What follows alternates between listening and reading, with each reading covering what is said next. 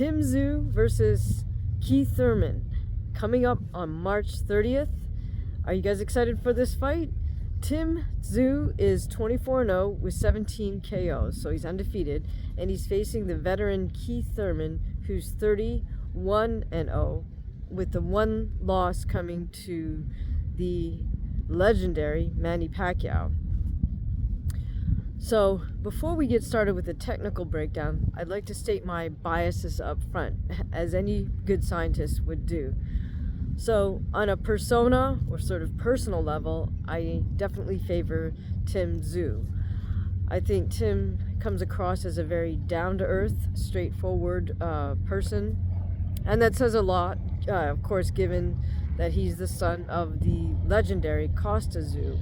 And so for him to take up boxing and step into the professional ranks, that's no sort of small task for him, both sort of mentally, emotionally, and to take that on in addition to just the rigors of being a professional fighter.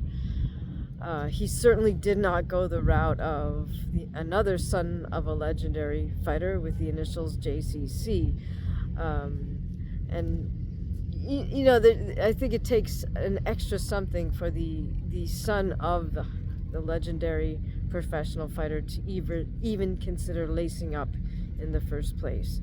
So that shows great amount of mental fortitude and probably a considerable amount of soul searching on his own part before he even sort of took this task on. Now, on the other hand, I'm not truly a fan of Keith THURMAN on a personal level, mainly because Keith THURMAN, I feel, comes across as a bit of a... It's like he's trying a little bit too hard, maybe to be controversial, I don't know, but I don't appreciate his sort of, the ad hominem attacks he makes against his upcoming rivals, like saying that Manny Pacquiao has T-Rex arms, and then this time around calling Tszyu a flat-footed Mexican. I mean, it's one thing to say something about be critical of your foe's techniques, but to just make ad hominem attacks makes no sense to me, so I find that a bit of a turnoff. Also, as someone who's sort of devoted to the academic world, I find him to be a little bit of a, I won't say pseudo-intellectual, but sort of a quasi-intellectual, and it's, you know, the boxing media, in quotations, just eats that up. It's like, oh my goodness, I know we have a professional fighter who reads books. Who could imagine? And I just find that that's not so much Keith's fault. That's the boxing media, boxing industry's, presentation. That it's just so shocking that a professional fighter would be into reading books and whatnot. But in any case, I find the ad hominem attacks to be a bit of a turnoff as far as THURMAN is concerned. Now, that said, I'll kind of flip the script when it comes to my technical breakdown, because I think Keith THURMAN does many things very well, and so to start, for example, he always has what I call live feet. He's always on the balls of his feet, and I don't want to use the word bouncing, because then people think of like a bunny rabbit bouncing up and down, or like being on a pogo stick and bouncing up and down with 2 feet simultaneously. That's not the correct boxing bounce that Keith THURMAN does use, which is the same bounce that you should do when you're jumping rope, which is it's 1 foot lands and then almost instantaneously afterwards the other foot lands. So you could either go left, right, or right, left, but it looks to the eye that they're landing at the same time, but they're not. So one of the only ways to practice that is really jump rope. But Keith has live feet, and what that allows him to do is to just seamlessly shift angles and directions without giving that away. So in other words, he doesn't have to turn his upper torso to change and go off in a different angle, either to his right or to his left, like to his 2 o'clock or to his 10 o'clock. He's just shifting with his feet underneath his hips, and so that's not telegraphed to his opponent. The live feed also allows him to sort of deceptively, incrementally control the distance without just moving back and forth on a straight line. So as you can tell, I'm a big proponent of boxers having live feet. The second thing that Keith Thurman does really well is he uses a variety of guards, meaning hand positions. So he doesn't just stick with one guard position, which is also one of my pet peeves that I find this sort of younger generation of fighters doing.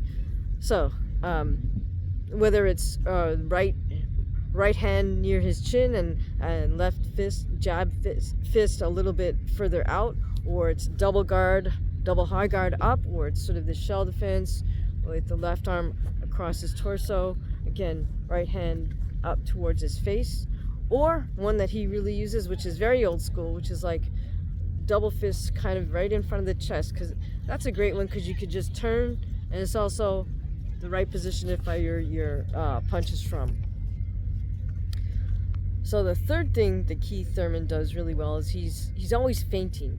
He's feinting up and down, like level changing, as they say, and he also shifts his body to the right and to the left.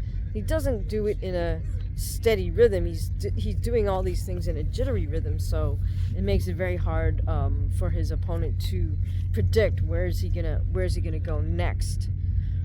So, and then the fourth thing I really like that Keith does is he throws combinations fluidly, and he starts off with the jab. So these are all really key sort of old school boxing. I mean, now it looks like it's old school. It used to be just standard, but I guess now it's old school. I don't know.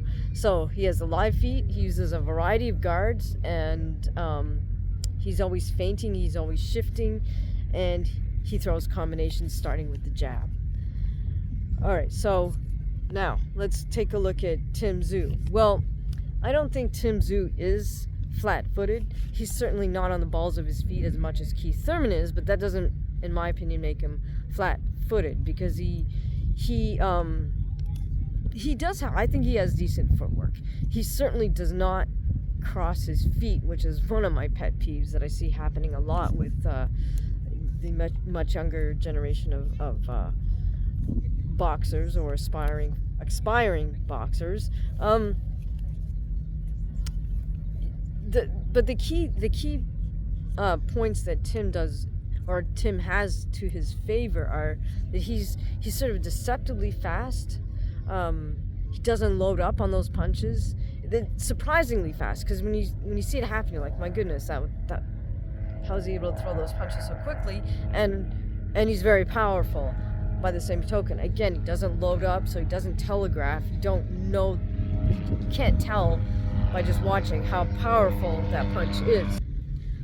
Now, I can't mention Tszyu's speed and power without making the obvious comparison to his father, of course, who was known for both. And, whether or not Tim managed to inherit a lot of fast twitch muscle fibers from his father, he still had to develop himself as a fighter. And I think that's the more important thing that he inherited from his father was the understanding of the hard work that it takes to be a fighter. I did see a clip where Tim gave kind of a tour of, I think it's his grandparents' house now, but he showed the little home gym where his dad would train, and it included the sauna and included a number of bags, including uppercut bag, I think a double end bag, and some weights and whatnot. It looked like actually a very cool little home gym, without a ring, of course, but had all the equipment in there that you would need to maintain yourself in top fighting shape. Of course, Costa would have to go somewhere else for the sparring, but I'm assuming that was just his gym that he used on a daily basis just to maintain himself. Now, in one thing that I think is not maybe apparent if you just watch Tim's more recent fights is I feel he has a lot more skills at his disposal than he's necessarily shown us in his more recent fights.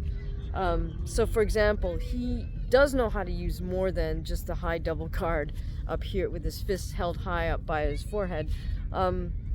He does know how to get in kind of a scrap, as he showed us with the Jeff Horn fight.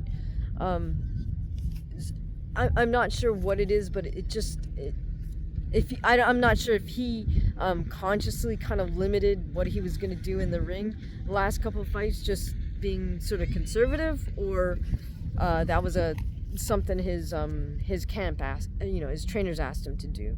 But there are a couple of habits that Tszyu has a kind of give me pause, and one of them is just the consistent use of the high double guard lately. So if he does that with Keith Thurman, I think that will be an issue, mainly because that guard with both fists held high up by the forehead, kind of just facing straight forward, that leaves the entire center line open, and it definitely leaves the body open. Whereas if Tim were to hold his hands more at shoulder level, then he can kind of lean in and block body shots. And I think that I'll come back to that, but I think that will come into play in this fight with Thurman. So a second thing that Tim does that gives me a little concern is that he really seems to like to parry with his right hand, and almost too big of a motion where he's kind of swatting a little bit too much. Now the thing is, Keith is good at reading patterns, so if he can set that up, then if he can set it up so he gets Tim to bite on a punch and parry with his right hand, that leaves Tim open for the left hook on this side. And if I can see that pattern, I'm sure Keith Thurman can see that pattern, and he will try to exploit it if he can set that up. Second thing that Tim does that gives me a little bit concerned is he tends to favor his right side when he's slipping a punch. He kind of leans back and turns a little bit to his right. I don't see him slipping to his left to the same amount that he does to his right. So again, Keith Thurman, being very good at reading patterns, I'm sure he's already picked up on that, and if he can set Tim up for something, he might be able to take advantage of that habit. So so much so, fighting and the strategy is just being able to create patterns, break patterns, and read patterns in your opponent. Okay, so that said, as far as my concerns with Keith Thurman, technically, it's not so much technical. It's really more a question of whether he can bring his skill set and his power, especially to this higher weight. And we'll talk a little bit more about that in a moment. But for the actual fight, I think what Keith needs to do is he needs to be that perpetual motion machine. This is imperative against a power puncher like Tszyu. He has to keep using his feet to create angles. He must constantly feint, level change, feint to one side or the other, and just mentally overload Tszyu. Keith Thurman has to consistently start all his combinations with a jab, double jab, even maybe a triple jab, vary it up, and let his combinations flow. Because what he wants to do is avoid throwing one or two shots and then being at risk for a hard counter shot from Tszyu, which we know Tszyu has. Third thing Keith must do is punch with the puncher, meaning Tim. He has to punch with him, and he's gonna have to take risks. There's just no way around it. When you're in there with a power puncher, you're always at risk, but you also have to be willing to take big risks, big risk, big return. So, for example, if he's able to set Tim up, get Tim to parry with his right hand hard, Keith is really good at that leaping in left hook, which is incredibly risky. But if he can get the timing and the distance down and land it precisely, then that's a terrific opportunity for Keith Thurman. The key points for Tim are that he needs to bring forth that variety of skills that he does have and just maybe hasn't shown us recently. Like, he should vary up his guard and not stick to only that high double guard. I think it's also imperative that Tim goes to the body on Keith early in the fight, just to try to stave off Keith's perpetual motion with his footwork. Third thing that I would like to see Tim do is to put his punches together and not just try to land that single hard counter shot, because Keith can be tricky, and that might be, that might cause Tim to load up if he's just looking for a single hard counter punch. And so then that flows into the fourth thing that I think is truly imperative for Tim, which is to try, it's easy to say, try to relax, meaning keep his muscles as relaxed as possible, not tense up. So that plays into his strong points of having both speed and power, because the more relaxed he is, the easier it is for him to let his punches flow without telegraphing. Okay, so let's look at really one of the key points for this fight, which is the weight that it's being contested at. Now, I guess I should, well, it's being fought at 155, which is odd, because it's a non-title fight. I guess that's why they decided to do this. And I'm going to assume that it's Tim Tszyu's camp that lobbied for the 1 extra pound, which really in fact means 2 extra pounds, because if the contract weight is 155, there's the plus or minus clause, I believe. So he could come in at 156. Now, even if that's not on the contract, the plus or minus, I mean, in most boxing commissions, that's sort of allowed. That is allowed. It may not be allowed in Nevada, so my bad for not really checking on that. But the thing is,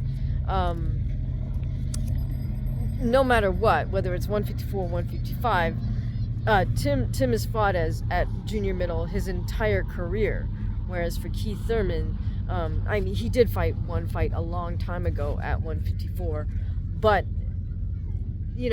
Keith is a welterweight. That's his division, so he's moving up to fight a power puncher at one higher weight division.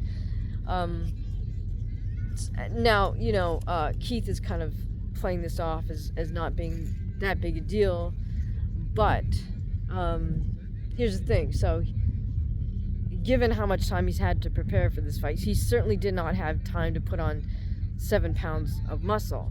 And in fact, I wouldn't recommend that, even if he did have time, because to put on 7 pounds of muscle, that's at a welterweight, that's more than 5% of the body weight. Put on more than 5% of your body weight in lean muscle in, say, like less than a year, you're gonna have to pretty much devote yourself to that task, which doesn't leave any time for the boxing training. So I don't think a shift in body composition is the way to go. It's not even possible at this point, but I think what Keith will do is just not do a weight cut. So he'll just not, as I guess we could say, punish himself. But by the same token, after they both step on the scale and presumably make 155,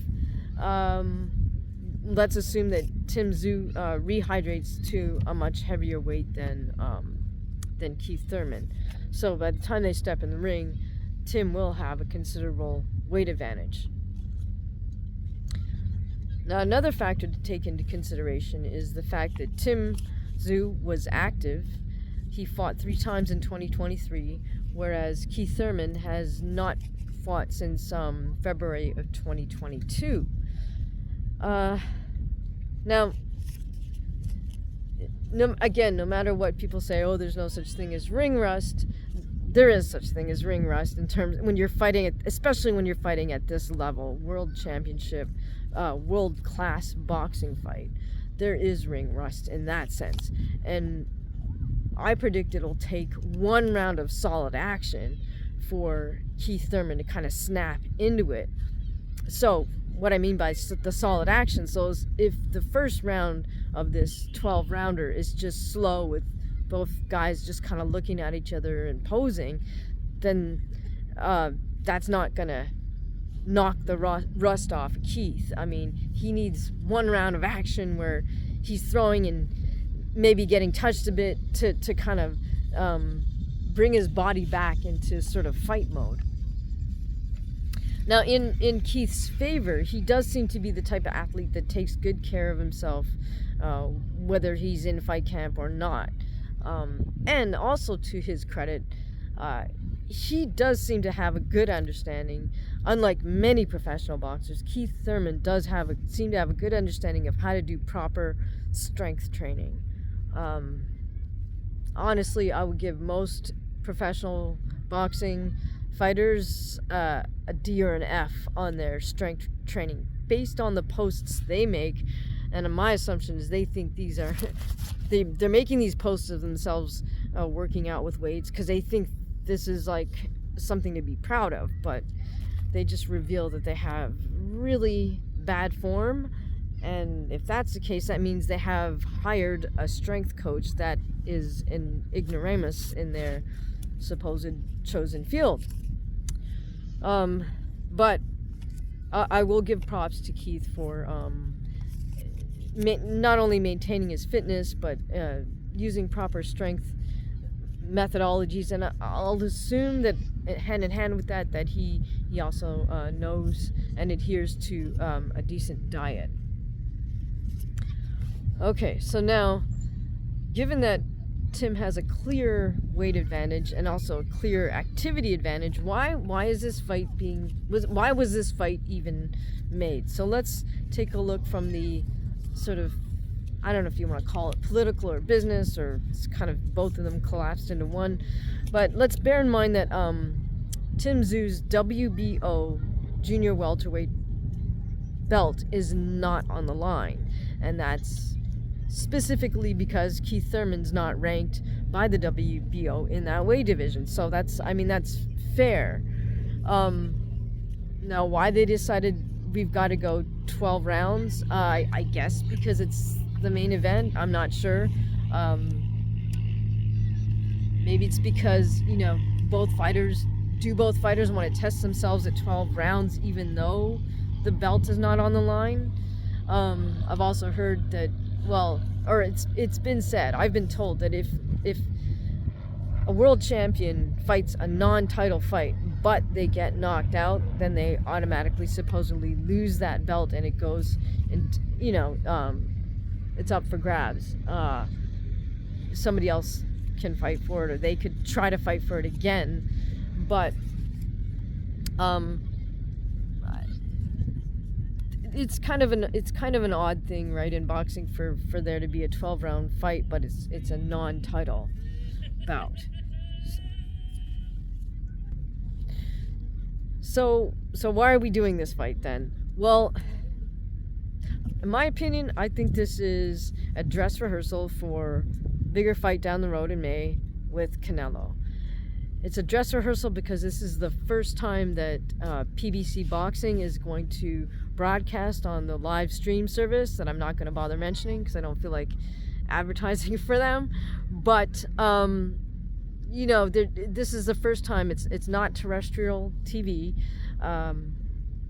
Unlike the UFC, boxing promoters do not own the production side. Meaning, in the UFC, every employee, from start to finish is a UFC employee. Meaning, the guys that go in there and set up the cage are UFC employees. people taking care of the venue are are UFC employees, and all the technical side, production in the truck, monitoring the live feed and whatnot, those are all UFC employees. So my point there is that the promoter has control over the whole affair, from nuts and bolts all the way, to the bank, right? But that's not the way it goes in boxing. So there will be glitches on this first time doing a live feed, presumably globally, right? And it's also pay-per-view. So I think this is just